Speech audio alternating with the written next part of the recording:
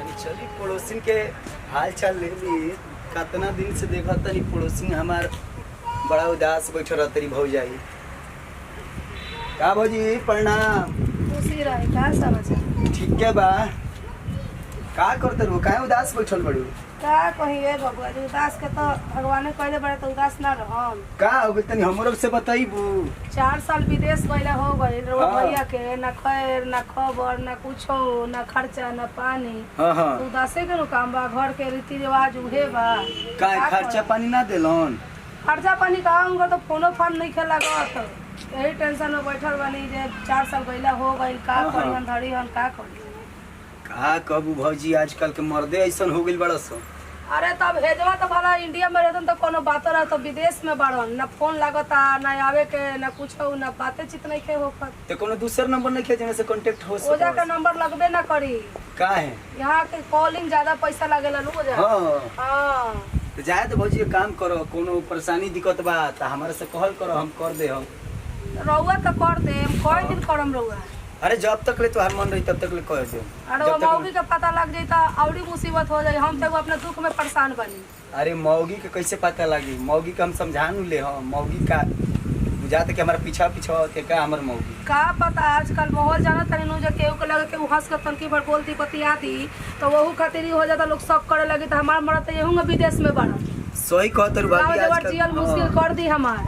आजकल के तो ई मतलब सच में हाँ। इंसान देख के जलत रहता है एक दूसरे से, मतलब के तनकियों के से कुछ बात उत कर लेते हमार नहीं। घर परिवार वैसा ही बा। हां मरद नइखे घर में तो केहू कुछो कह दी हमरा के तो हम यही से दुखी बनी। हां भौजी तो बात रउआ घर सही में और कहत लड़ाई रु। झगड़ा लग जाई और मेहरारू का पता लगे अरे और हमारा हमरा घर जियल के मुश्किल कर दी। हमारा घर के तू छोड़ दो टेंशन, ठीक बा? तो के कोनो जरूरत काम के पड़ता तो तू हमारे से कहल करो, हम कर दे हम। तो उ तो रउरा कर दे, उ तो हम निमन लगता ना पानी पियन ले मरता। 4 साल 5 साल गइला हो गइल कोनो खैर खबर नइखे मिलत त का आदमी हंस की बोली। चलो ठीक बा, कोनो बात ना। तू तो जानत रह, तारा नजर में हम अच्छा लगिल न तो हमरा तू- खातिर तो अच्छे बनी, हमरा नजर में तो अच्छे बनी। जब हम कहीं कुछ वैसा नहीं सुनले नहीं कहले बाकी रउआ घर से हम डराता नहीं नु रउआ मेहरारू का पता लग अरे जाए। हम अपना घर के समझ लेम, तू जानत जानते बने रह। आज के मेहरारू कितना बिगड़ल बड़ी सन। चलो ठीक बा, तारा पता बन हम कितना शरीफ लइका हई। तो हमरा पता पड़ले बड़े अच्छा रउआ पड़ोसियों में सब भौजाई कितना खुश रहली सन हमसे, तू भौजाई न लगबू। हां चलो भौजाई तार बनी। कोनो काम होई तो बता दिया, बाकी हम बटले बनी जे देखभाल करे वाला। कबो कोनो जरूरत तार काम के पड़ी तू बता दियो, ठीक बा? हां हां ऐसे उदास ना बैठल जाला न त केहू देख के तार के हमरा कोई उदास का जेकर मर्दे जे नहीं खे सारा बोझ सिर पर बा, टेंशन इतना बा तो चलो ठीक बा भाभी, उदास कोनो तो बात बढ़ले रही के बा। इति हमर नंबर तारा लगे बटले बा, कोनो हाँ, बात होई नंबर तो तो फोन बा। कर दियो। कबो जरूरत पड़ी आधी रात के तारा के कोनो जरूरत काम के पड़ी तो तू बोली, हम आ जाइम। हो न? चल ठीक बा, ठीक बा, बता तो दे। चला तनी ठीक भौजी, बा, प्रणाम। प्रणाम।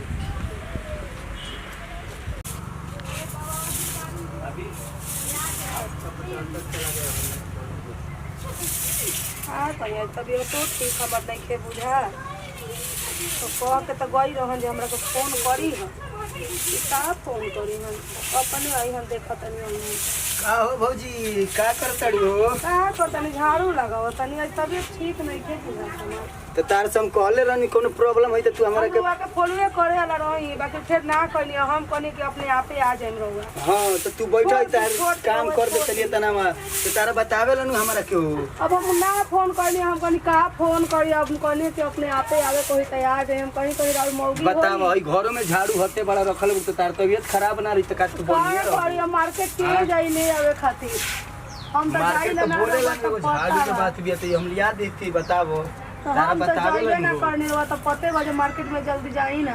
तो सुनो ना भौजी, हाँ एक काम करो, तू आर जब तबियत ठीक नहीं खे तो चलो हम तार के दवाई ववाई दिला दी। हां चली फिर दिवा दी।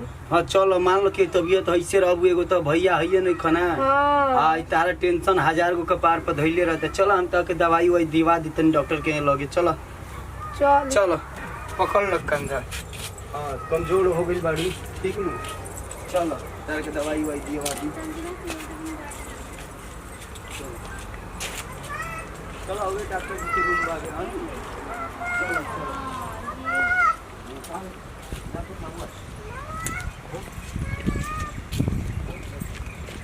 चलो चलो चलो डॉक्टर साहब के लिया के चलो तन कह दिन कि डॉक्टर साहब तनी दवाई वही बढ़िया से दे दे हम।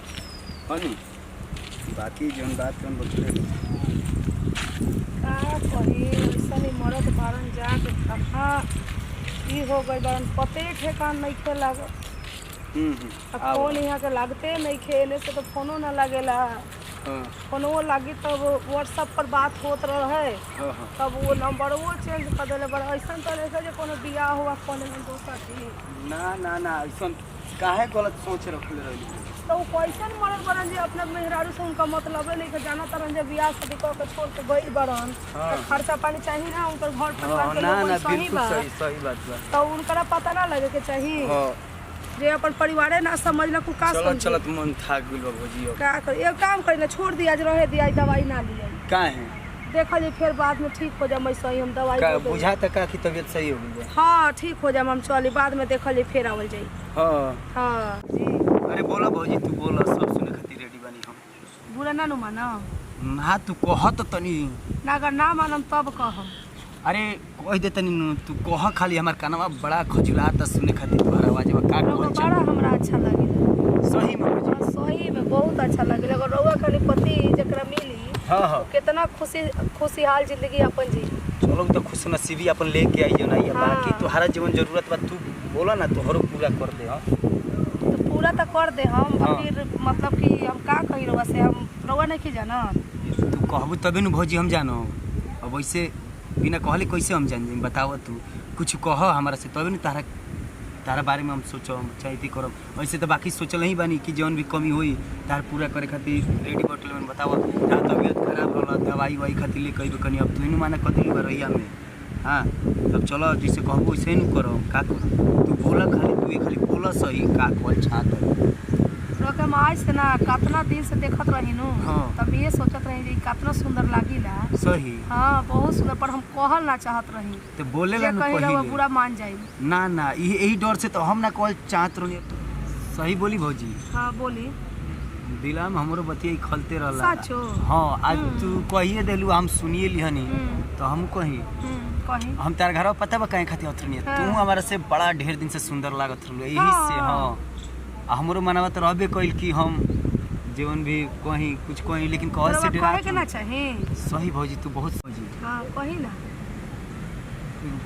मन में बात खुलत रहल तू का बहुत सुंदर हमारा लगा सच में कसम से हां अच्छा हां तो रउआ हमरा बहुत अच्छा लागत रहे सच में मन करला कि तू जोन कहत तेवन तन कर दी तारा ऊपर जान छाव अच्छा हां हां हम लोग का बहुत ई करत रही इतना दिन से जब देखत रही ना तब हमरा लगत पर हम बोल ना पावत रही इहे डरवा त हमार रे कि हमार घरवा के कोनो के पता मत चल जा कैसे पता लगी जब रउआ हमरा प्यार रहे त रउआ हमरा रुजनती सन और के उतना न जानी तोहरो से तो कहे से डरात रहनी नु कि कहबू कि देखो भैया निखन तेरी ये हमरा के मदद करे के बहाना कोनो गलत फायदा उठावे के सोचता ना वैसा कैसे जब राउर हमार मन रहे तो दोसरे में का पता लगी हमनी के तो ऐसा रहती सन केहू के पता ना लगी तो हमनी के प्यार मोहब्बत भी बनल रही तो चलो ठीक बा भौजी देर सही लेकिन हो तो गई नहीं जा हमनी के हां हो तो गई नहीं जा लेकिन आज वादा कर कि ये बात के केहू के पता ना चले हां वादा करते और भैया भी आज विदेश सन तभी भी ना पता लगे हमनी के प्यार मोहब्बत भी उतने कसम से तो हम कसम वादा करतनी कि केहू के पता ना चली लेकिन जोन भी बात रही हमरे तारे बीच रउरे हमरा बीच में रही और भैया भी आज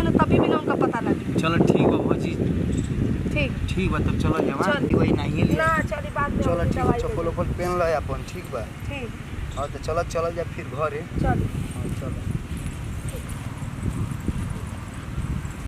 बोली सुनो अब तो काम धंधा होइए गइल बा सब मशीन सब सेट होइए गइल बा ठीक बा आनी बुनी आइल जाता ना ई सब सामान चादर उधर लगाइए दिल बनी अब हनु देखा तो कितना बढ़िया चादर उधर लगा दिल बनी और जितना सामान बस सब समेट दिहल जाइए अब हनु समेट लिया के बाद तो कुछ मत कर खाली तू बैठा रही हनु तार के देख के जान हम सब काम कर बदन तो सुंदर है बड़ी तार के देखत रह तो हई का बा तार के देख के हम सब काम कर ले हम टेंशन मत लियो ना रहे दी काहे ना रहे दी हो जाई आई रहे ने तार अभी हई नाजुक हाथ बतुरा है तो हम सब काम कर ले फेरी आई तो हां बोला अरे कहीं नहीं खी रह तू टेंशन मत ल हम सब काम झूठ बोला तानी ए रुको के फोन आवता अब केकर फोन आ गइल अभी तो आई नहीं है अब फोन के करा गइल हेलो प्रणाम भौजी भौजी से का चक्कर बा? रोज भौजी का फोन कहना आवत है। का हो गइल? ये तबीयत खराब हो गइल बा। तो पहले बोलेला नु। ना नहीं के जाएगी। रुको 5 मिनट बस हम आवते बानी। ना नहीं के जाएगी। कहाँ के भौजी है? और पड़ोसी मान लो कि पड़ोसी नो भौजी। दर दे आज कामे आवला ये मेहरारू पगली। मारो अकेले। अरे ओकर घर में नई खन भैया नई खन तनी कौन बात बा रुको। कौन बात बा? तू टेंशन मत लो हम आवते बानी 2 मिनट में आवते बानी तनी उनकर समझ लेबे दो का दिन तबीयत खराब बा। हमरा तो कुछ बुझाता। अरे ना जान तारले सुंदर बाड़ी थोड़ी। हाँ। हां तू अच्छा, इतना देखा सुंदर बाड़ी तारी। की तार के देख के सब काम कर लिया। अच्छा देखा हां तो तू टेंशन मत लियो हम आवते बानी तनी भौजी के घर से ठीक बा। जाए। हां हम इंतजार करत है। जल्दी आए। हां ठीक बा ठीक बा। ये तेरा हाथ में जल्दी तू का जाने दिन भर कहाँ रहेला। इनकर इहे कामे बाटे। कबो चैन से ना रहेला। ना आवेला 5 मिनट के बाद भौजी के फोन आ जाला। काहे नहीं कहाँ के भौजी हई। हमारा तो कुछ बुझाते नहीं के। हमरा तो लागत है कि कुछ दूसर चक्कर बाटे ई लोग के। ना खा तरन ना चैन से खाए दे तरन अपने।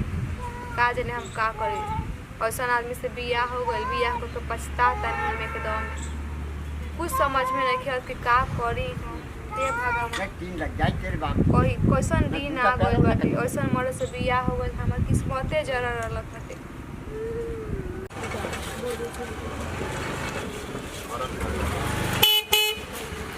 भौजी हां आओ आओ चलो दवाई के चलो जल्दी आओ का भइल रहल तारा आओ जल्दी आओ बैठो।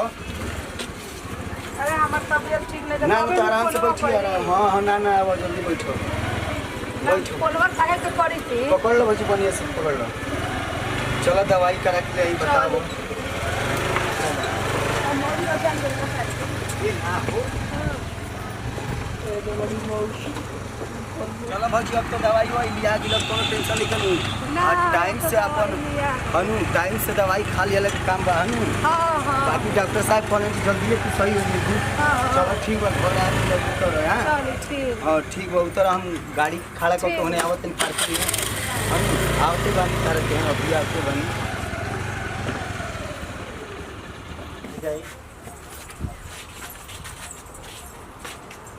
चलिए देखिए भौजी के दवाई वही तनी बढ़िया से खिया हुआ दी ना।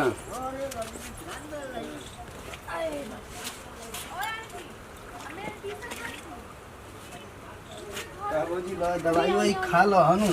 हां खा लो आराम से अपन जन होई तो कहाँ चल गइली है? गड़िया खड़ा कर भी रोनिया भौजी टेंशन मत लो ठीक बा। घरे चल गइली। अब देखो बुझाता कि मेहरारुओ के फोन हमारा आवते बा।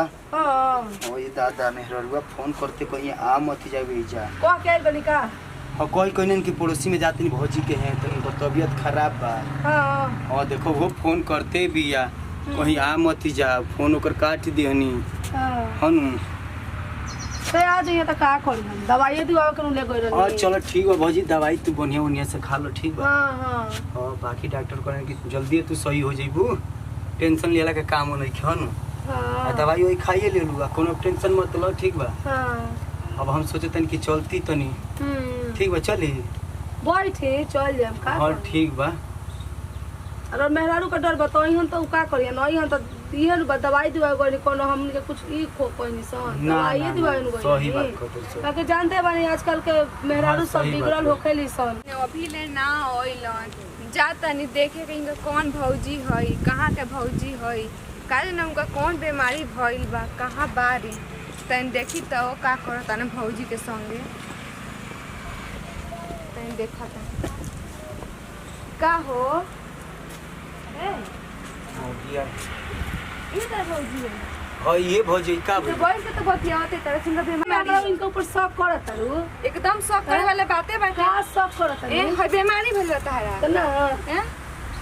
कितना सोच सवर के बाद हुआ कहा तो बीमारी अब एकदम सब तू ही सही सबर के बाद हुआ तोहरे तबीयत खराब हो जाए तो इतना तबीयत खराब हो तो मर्द के बुला ला विदेश तो मर्द से महाराज तो इनका हम काहे के बोलै थी तो बुला लो हमरे मर्द पर काहे लाइन मरता कहाँ हम इनका पर हम लाइन मतलब तू शक करत रह हमरा ऊपर हां हैं? हां हम इनका संग बानी हां बारू तू तहारा संग रही तहार मरद हवन हमर तबीयत खराब रहता हम फोन करिए हम कहबो ये करिए पगली ऐसन कोई बात तोरा दिमाग में कहां से खोले महीना लगा लगा। झूठ मत बोली समझी नी नु मतलब हे तना सकर बु हमारे हां हमरा के पढ़ाओ तनी मतलब हम तक पढ़ावत नहीं। हां पढ़ाओ तनी हे भगवान कोई कह तनी कि भौजी के बीमारी भइल बा अरे दवाई करा के लेनी तो अभी इनके मर्द के बीमारी भइल बा कह दी के बोला ले मरो के विदेश से। तू सही जानते हाँ सही जानता है। ये तू जानते रहो हाँ जानता है। ये भगवान हम ना जानते रहनी जाए तो रहनी अच्छा हाँ। सब कुछ कर तनी भौजी के संग नहीं जानो। ये कुछ कइले बनी जा तू कैसे बतियावत रहो अच्छा पूछो पता तो। चलत होई। पूछा तो कइले बनी जा कुछ पूछा तू बता दी हां कि तो काहे रोकले ना बनी। काहे ना बताइयो अच्छा और तू हमर मेहरा रोक रोवा ना वाली कइलू। बताओ तनी हमरा से। तू बता देलू कि हमर मर्द के संग का करते ती ना कह दी हो नहीं ना कहियो। पूछ ले कुछ हमरा ना से की कहत कइले रहनु कि राउर मेहरारू बड़ा बिगड़ल बिया हमरा ऊपर शक करी का कहलू बिगड़ल कहत रहनु। अच्छा हां दादा अपना हम औरत सब के बोले। करते तो बिगड़ल बानी। हां ये तो हम इनका संगे का कइले बनी तू पूछा था अपना मर्दे से कौन बीमारी भेल बा देखी तो। का है बीमारी में अरे होला दवाई है। खइले सही भइल बड़ी अब अभी तू दवाई दवा खइले खइले बनी डॉक्टर के से दवाई तगड़ा लेके होई नहीं है कि कोनो दोसर बीमारी बा। कौन बीमारी बा तू ढेर जानते अच्छा तोहरे कोनो बात होई तबे तू डॉक्टर के लगे लेके गइल बारे। तो तेहू ऐसे ही करे लिस्का रे हम काहे करेनी। हां तबे नहीं तोरा पता बा कि दूसरा बीमारी बा ते कैसे जान गेल कि कर दूसरा बीमारी बा तू लेके घुमा तोरे दिन भर तो बाइक। दवाई इनका करावे खातिर गई रहनी रे पगली कैसन ते बात करत री तू दवाई कराओ तरह। भौजी लगा था कि सुना तू ऐसा कहत और ऐसा कोनो बात नहीं के हमरा इनका बीच में तू शक मत कर हम नहीं हो तू काहे हमरा ऊपर शक करत रहू हम का इनका संगे कइले बनी तू चला त करे चला। तो ते बता ते का अगले जा का करे ले नहीं ना तू का? दिन भर से एज रहता रह एक टिपा उठाओ तो दिन भर भौजाई के घुमाओ तो कहां घुमाओ। कहां हमरा के घुमावत रे बड़ बीमारी इनकर हैरानी भरानी अच्छा। भर जाते इनकर इलाज करा देन तो अब नहीं के लगे रह जाना। इनके लगे रह करे तो तोरा लगे हम का करे जी काहे के तो बियाह कइलो दिन बियाह भर से इनके कइले लगे तो गलती कइले रहता रह। बियाह क के तोरा से हां गलती कइलो। इतना शक्कर भी तो तोरा के छोड़े में देरी लगी जैसे बियाह कइले बनी अच्छा छोड़ेगा छोड़ देबा का काहे ना छोड़ दे तैन छोड़ के देखो। भौजाई के संग ते छरंग लगइबे हमरा के अच्छा ना लगाओ तनी। हां तो लगाओ तो नहीं खीस चलो, चलो। ते जो हम ना जी ना अब चलो इनके घर संग- चलो ना चलो ना ना तेरा शक बा का हो ना चलो ना, हां तेरा काहे शक बा काहे तो तू जा हम काहे लेकर रख ले बनी हां जा अभी तू तो जा सुन तोरा हां सब मार बात- मार अन्ना तेरा शक बनू तो तू जा ते जो भाग चलिए ना हम ना जा तू जा तू जा तू जो सारा शक बनी तू जा तू जो हम ना जाए हम जब तू ना तू जब कह करू जो हम रख ले बनी तो ठीक बचा हमरा काहे से हम नहीं खिला हाँ। हां मर के ना तो तू काहे कहत रही हमरा हमरा के तू काहे अच्छा छोड़ा लगा का चले से घरे घरे चलो सी ते हेता ना शक्कर बेस हमारे ऊपर चल बस के तू ते हेता ना हां करे मार में भी बिगड़ जी ते मार का कहते तन मार तुम बिगड़ जी शक्कर भी तो चलो ते जो हम ना हट चल बा के ना ते जो इनका पर शक कइले बड़े हमरा चला जल्दी ना जे का ना चल का बा करबे क्या करे मारम अभी धुआं देवे लगो अच्छा इस बड़ बड़ के ठीक बनू अच्छा। हाथ ना शक करबे अच्छा हाँ? तू दिन भर घुमाओ बहुत जाई के हम सब तो हम घुमा देम तो कौन गलती कर देले बनी मेरे तू पगली चल बा घरे की चल हम ना जिमते जो चल जल्दी हम ना जे ना सुना ना तारा हम ना शक बा इनका ऊपर हाँ, के मैं ना संग जी। बारन हाँ। तब तू एगो काम कर तू जा हम रख ले अरे गलत भाई में अच्छा, पड़ रहते मर्द खुश बोला बनी विदेश हां बना ले मम वो आ जाओ भैया तब आ जाइए अच्छा। अभी रख ले बनी नु अरे बड़ भौजाई को सही बोल मारम अभी बिगड़ जी तार बड़ी भौजाई भइल हां तो देहात में के भौजाई है ऐसे ही कहल याद जाला में के भौजाई है नु हां सब चीज करता है तो भौजाई तो नहीं होले ए तू काहे वो चल बढ़ के बोला तारू गो बहुत हाँ? बोलती है भौजी बहुत देखा बोलती है हम तारा काज पहले ही कहत रही नु और ना कि तू नसीब हेमन हमार। मत कर तारा पहले ही हम मना करत रही नु मन तू के का कहत रहा? बिगड़ जाए बिगाड़ दी के ए तू चल काम करे लगन तू लोग जा लोग हमरा घर जे जैसा रहो सब पूजा दिया ला जा लोग तू जा आज के हमरा तू मत हमरा घरे कभी देखला मत आई भौजी है ले ला हाँ। एक टीपा पर घुमावा मत आई हमरा घरे जा तू के ही सब करौले बड़े ते ही करौले चला। सब तब मेरा हाँ, बहुत चल चल ते एकदम पक जरल बा। चल ते ढेर की भइल तेरे चल ए, चल तो चल, तोरा के चल, घरे चल, बता चल। दूं चल चल तोरा के घरे बता दूं बाप हो बाप ई कैसन बिगड़ल मेहरारू एकरा मिलल बिया ए दादा ले गइलू कैसन उ बिगड़ल बिया रे दादा हम ना जानत रे पहले ही कहले रही कि रे ते हमरा घरे मत आइया हमरा से मत बात करता मेहरारू बिगड़ल बिया त ना सुनत रहन ना भौजी तार हेल्प करम कइलन उ हेल्प जो अपनहु गइलन हमरो के बदनाम करौलन ठीक है बा जे जैसन रहेला वैसने सोचेला नमस्कार प्रणाम हम ज्योति मिश्रा हमार वीडियो अच्छा लगल होके तो लाइक जरूर करें ई हमार जेठानी है नमस्कार प्रणाम करता नहीं हम रीमा मिश्रा बोलता नहीं आज के युग में ऐसा हो रहा बा यहाँ के हमार देवरानी रहनी है हम जेठानी हैं और यहाँ के हमार देवर बना रही बाकी आजकल एक हेल्प कैल भी बहुत गुनाह बा देवरानी हमरा ऊपर बहुत शक कैले बाकी ऐसा हमार देवरानी नहीं की हमनी के बहुत प्यार मोहब्बत बा नमस्कार प्रणाम भैया आजकल के युग में एक दूसरा के मदद कैल भी गुनाह हो गइल बा घर में मेहरारू देख देख इतना जरूरत तरी जा आजकल पड़ोसी में हेल्प कैल इतनी गुनाह हो गइल बा मान ली क्योंकि हेल्प कर दियो का ये धरती पर गुनाह बा नमस्कार प्रणाम करतनी हम सुनील कुमार अगर हम सबके वीडियो अच्छा लागल रुआ सबके लागल हुई तो लाइक और शेयर जरूर कर देम जा बेल आइकन को दबाना मत भूलिए।